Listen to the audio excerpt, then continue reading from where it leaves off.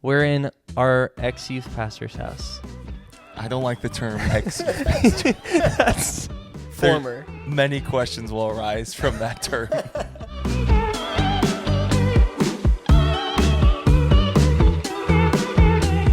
What's up, guys? We're back. So back. And today, we're obviously not in the same place as we always are, the studio. We are at Josh's house in Florida because he was our youth pastor, and now he left our church. Don't say it like that. Why? Don't make it negative. Sam with a great intro. Yeah. But thank you, guys. I am privileged to be part of the world tour of the Encounter that's right. podcast. Come on. First episode shot in Florida, actually. Yeah. In another state. Making history. That's you go, man. true, actually. I forgot. So, sorry about that bad intro. Why don't you tell us a little bit about yourself?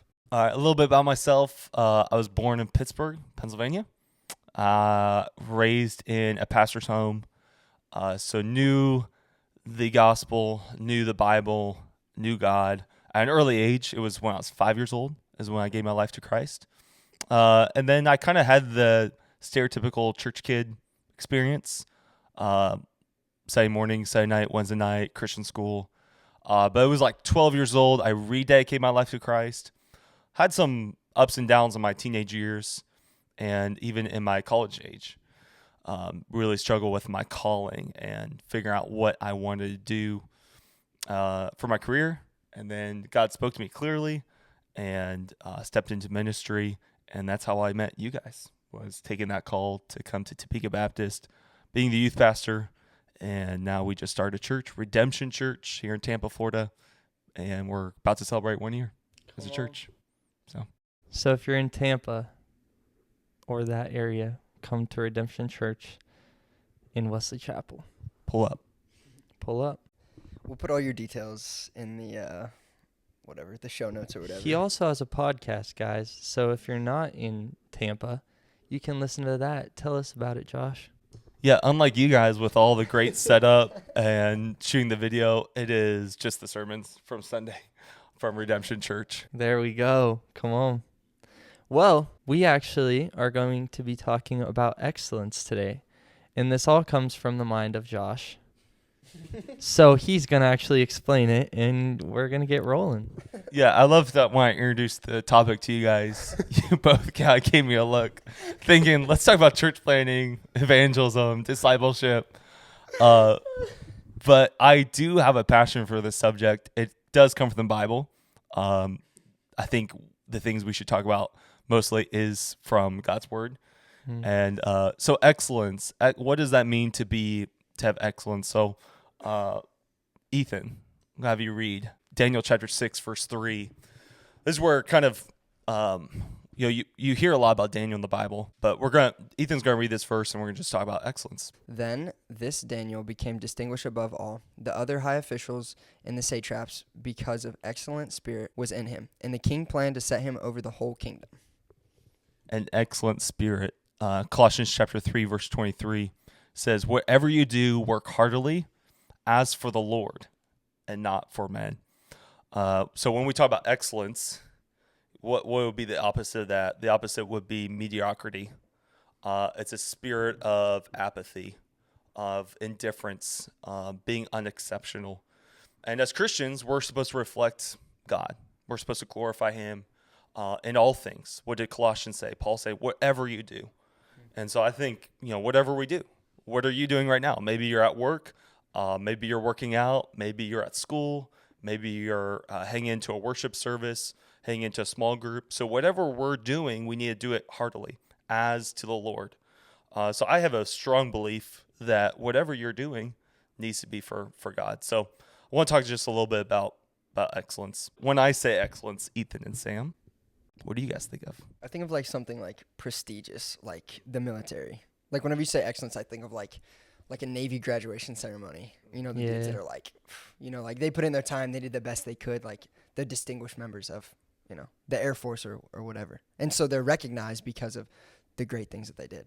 Just like he said, like standing out. And so it's like, oh, you don't just fall in or fit in with like everyone else. Like, oh, we got by. But it's like, oh, I did this and I did this outstandingly, and like people notice that. Yeah, and that's true. It's standing out. It's being above. You think of going to a restaurant or having a good experience. You can tell when something's wrong with excellence. So you make the fast food. You're on the road trip and you stop at fast food. My family and I, we make the decision. We need to get food fast, and there's usually several options. I typically go with the first option, which is Chick-fil-A. Yep. I don't want to go to McDonald's. Why? Because there's a standard there. There's the Chick-fil-A, there's the McDonald's, and then there's like the Taco Bell, right? Or the Burger King. Yeah. I remember one time walking into McDonald's, middle of the day. This kid at the register, I'm the only one there. I walk into the restaurant. He looks at me, and he groans. He gives this like audible groan when I walk into the restaurant, just like, like, why are you here? Why are you bothering me, man?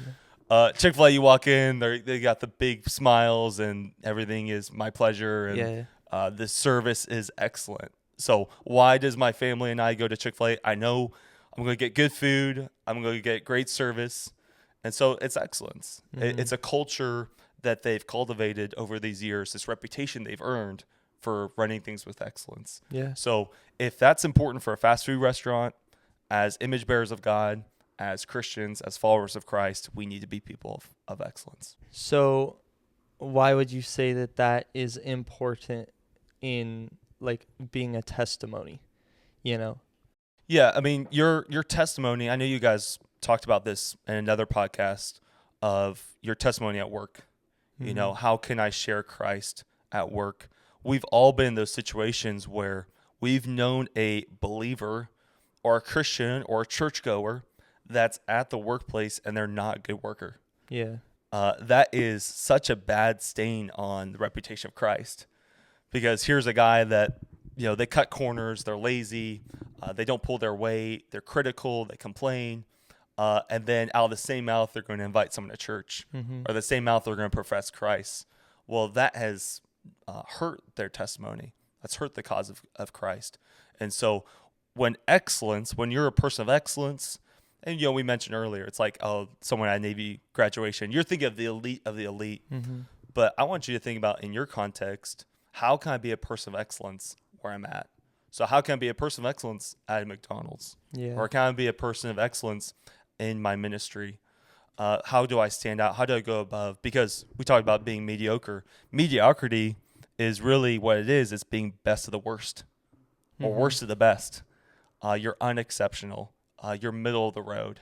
And so doing things, going that extra mile, it's so important in your testimony for Christ. Yeah.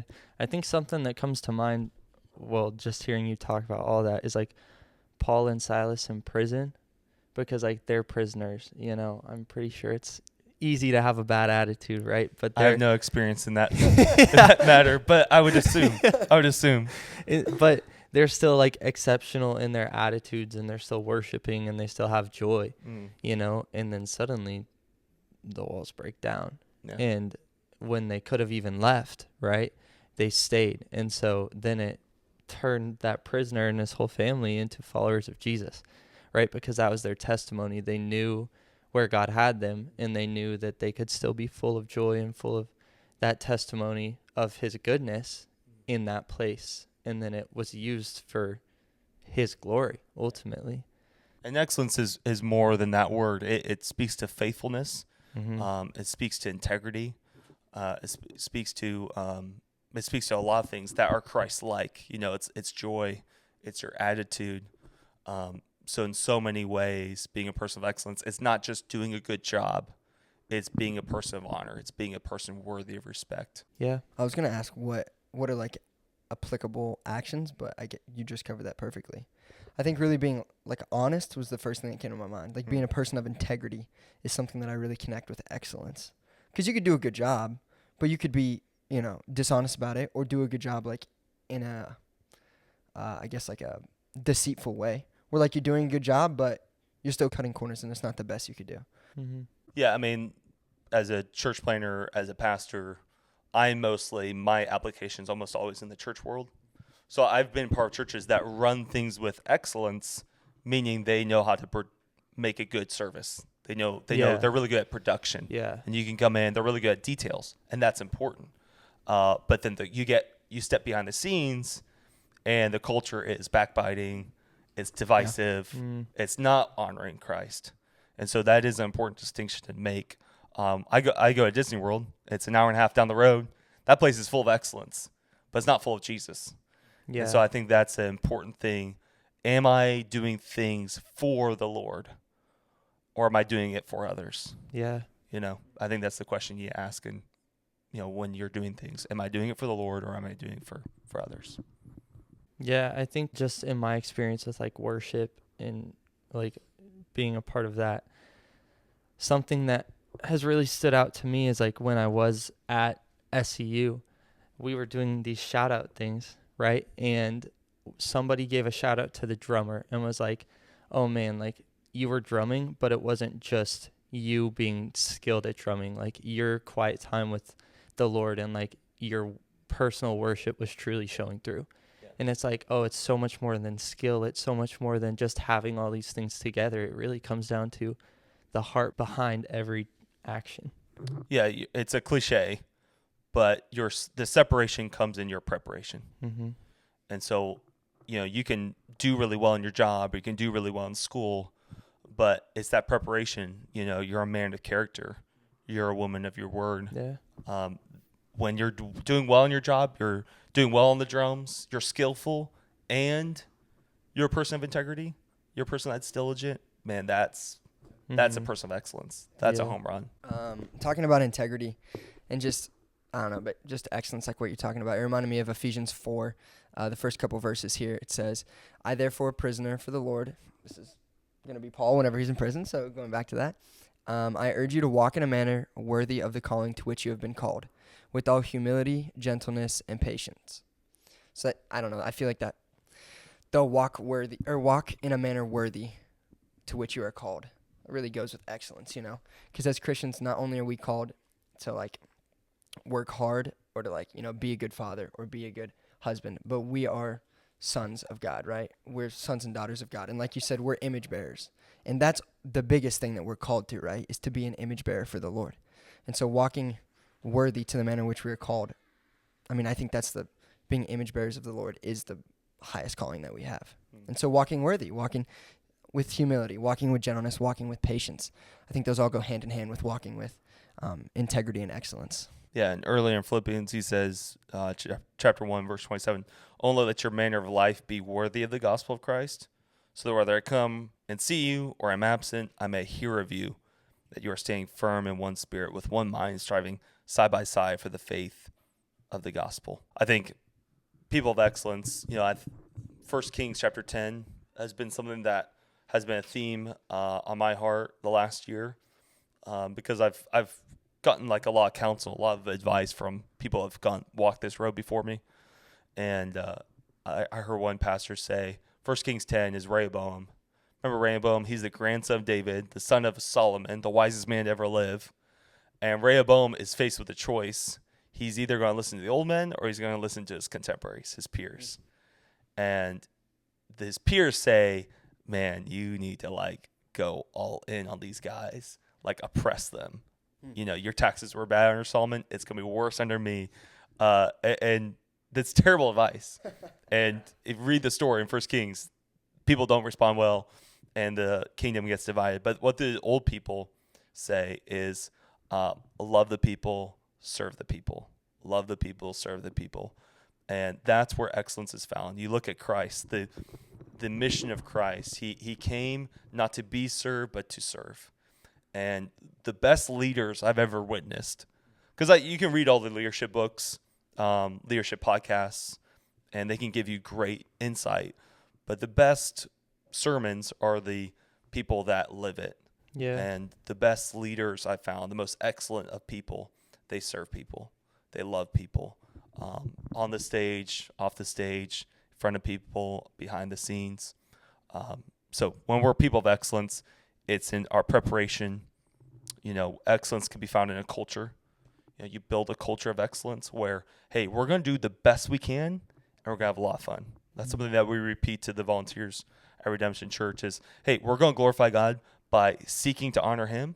Like, we're going to look at his word. We're going to do things the Bible way, the right way, but we're going to have fun with it. And that's what excellence brings. It brings comfort. So you think about going to a nice hotel or a nice restaurant or, a good experience, a good tour or something like that. I'll just use a hotel, for example. My wife and I have been able to travel around the world, and it's been a great experience. The best locations we've ever stayed at have been people of excellence. It's the host. It's the front desk manager, like, who greet you, who, they inspire you, they help you, they're serving you. It's excellence. Excellence breeds comfort. And so you think about wherever you are in life, whatever area you're serving in, wherever area you're working in, whoever you're around, if you're a person of excellence, you're going to create comfort, meaning people are going to want it. You're going to attract people to you. People are attracted to excellence. They're attracted to people that are faithful, that are diligent, that are people of integrity, and people that are Christ-like. Yeah, and it's not the other way around with, like, comfort brings excellence, right? Where, like, it's super easy to have a good attitude and to be a good host when you're comfortable. But, like, Jesus was the king. He was on the throne, and then suddenly he doesn't even have a place to lay his head. And he was still the most excellent person at loving, at, doing all these things, even though he himself wasn't even, well, he was cared for and, like, provided for, but he didn't have a lot, didn't have a comfortable life. So, yeah, because I think I can even fall into the whole, like, oh, like, I'll be a lot better at loving people when I feel good. And it's like, well, that doesn't, if you can't do it now, then you can't do it when you're comfortable. So. All right. So just as we're wrapping this up, something I've kind of been thinking about while I've been talking about this is, like, what is the foundation, or what's the motive behind excellence, I would say, for you personally? Like, what's the motivation to be excellent in church planning, to be an excellent father, to be an excellent, husband? Sunday school answer. The right answer is Christ. Come on. So the response, how do I respond to the free gift of salvation? How do I respond to the grace, the mercy, the love of God in my life? You think about your parents. They've sacrificed, they've given. So much of my life, I'm trying to respond to the gift of my parents, right? The sacrifice of my parents. Like, hey, I want you to be pleased with how I live, with my career, with my ministry, but how much more so should we be living for God? Then it goes back to our text. We work mightily, we work heartily, we do an excellent job, not for people, but for him. And so it starts with Jesus. It starts with Christ. Like, I respond, I want to be excellent in everything I do because I want to reflect Christ and reflect his love in my life. Foundationally, I would say when we talk about excellence, I think a lot of it deals with your attitude. Some people just have an attitude, a complaining spirit, they're miserable, right? They wake up, and whether it's cold or warm, whether it's a good day, a bad day, they just have a miserable spirit about them. And so you can see that so much in the workplace, but you can see it in church. Mm-hmm. People come in and they just, man, what does the Bible say? God loves a cheerful giver. So we need to have an attitude that goes along with perspective. Excellence, I would say, deals with your character. Character has been defined as who you are when no one else is around. And we've talked a lot about preparation. Preparation is the thing I can't see, but I can see. Yeah. You know what I mean? Like, I know if this guy's prepared his sermon or not. Mm-hmm. I know if this girl's prepared the worship that Sunday or not. I know this person has prepared for their job today. I know if they prepared for that test at school today. Yeah. I know if this kid has prepared to be in this game, right? So much of athletics, it's practice. So much of life is practice. That dirty work, that thing that no one sees, but then they do see later on. So I would say character is a huge foundational. I would say attitude. I would say just your outlook. How do you view God? Do you view God as a mediocre God? No, none of us would say that. Yeah. But so many times we live a mediocre effort, mediocre preparation, and that doesn't please him. That doesn't glorify him. So be a person of excellence. So now to hammer and nail, I guess. Yeah, I mean, I would say with excellence, develop an excellent spirit in every area of your life. So I think if we broke that down, you guys are in school, you guys work, you guys serve. I mean, those are three big circles right there. Yeah. So evaluate, be honest with yourself. The nice thing about work is they tell you how you're doing. They'll give you a solid evaluation form. School does that as well in terms of grades. You can see whether you're being an excellent student or not. But the things that normally you don't get evaluated on, for me, I'm married. That's outside of God. That's my biggest responsibility is my marriage, being a father, being a dad. What are the areas I need to do well in, need to excel in? So be excellent in every area of your life would be one. I think that sometimes that can be something that I struggle in, is developing an excellent spirit in every area of my life. Sometimes, you enjoy doing things. Like, let's say you have a job that you enjoy, so you're going to do the best that you can there. Or you enjoy, these friendships and these relationships, so you're going to put all your effort in there. But then when it comes to things like school, or, it comes to the things that you don't want to do, I know for me, sometimes I struggle to not put my best foot forward in every area. And so I think it's just really important to remember that there is favor found when you put your best foot forward in every area. And that may not just be favor found in the workplace or whatever, but there's going to be satisfaction that the Lord sets upon you because you're putting your best foot forward. And you can find frustration in that. Like, let's take work, for example. You have a manager that's not doing an excellent job. If you're going to work any job, you're going to have a manager, you're going to have a boss that you look at and say, you're not doing your job well. And that gets tricky because the leader is not setting the standard. But remember, you don't have to be the leader to be a leader. Yeah. And so many times in organizations and ministries, I found that the person that's setting the tone isn't even the main person. It's the people underneath them. So, and I would say wherever you find excellence, you'll find favor. So we start with Daniel. Daniel had an excellent spirit. He gets promoted. And we don't do things to be excellent so I get a bonus or that I get, some favor.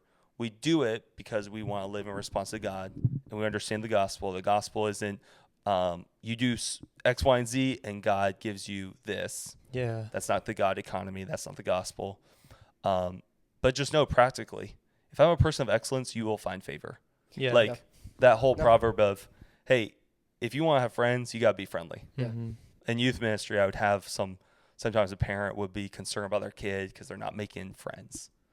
Yeah. And Kind of I would have to tell them. Oh, that's not who you were thinking of? I Sorry. wasn't thinking about that. But I have to tell them like, hey, I know she's not making many friends right now. If you're Susie, I'm not talking about Susie here. Wow. But hey, Susie, she's not making any friends. And I'd have to tell them, well, look, here's the deal. Susie comes in and we invite her. We try to sit with her. We try to encourage her. But she sits in the corner. Yeah. She doesn't talk. There's only so much we can do. So you have to take that step. We live in a victim mentality culture where someone's wronged me, which if you live your life, someone's going to wrong you, someone's going to hurt you. But we don't live like that. We live with excellence. We choose to have the right attitude. We choose to be faithful. We choose to be diligent. So I would say, that's a big thing is wherever you find excellence, you will find favor. I think something that we have to realize as part of being excellent is there's going to be a lot of giving that takes place, but sometimes there's not going to be a response to that giving. So just like you're saying, like I know a lot of people, there's a couple people in my life that I can think about that, they want these relationships to be this way. They have a standard that they want these relationships to be, but they want those relationships to be that way because that other person is going to act that way. And they don't want to put forth that effort or they don't want to take that step. They just expect other people to, fit their mold without them putting in any effort. And so sometimes it's like, man, you're going to be in places where you're going to be giving to where you're going to be giving that it's not always going to be given back. You know, I don't know.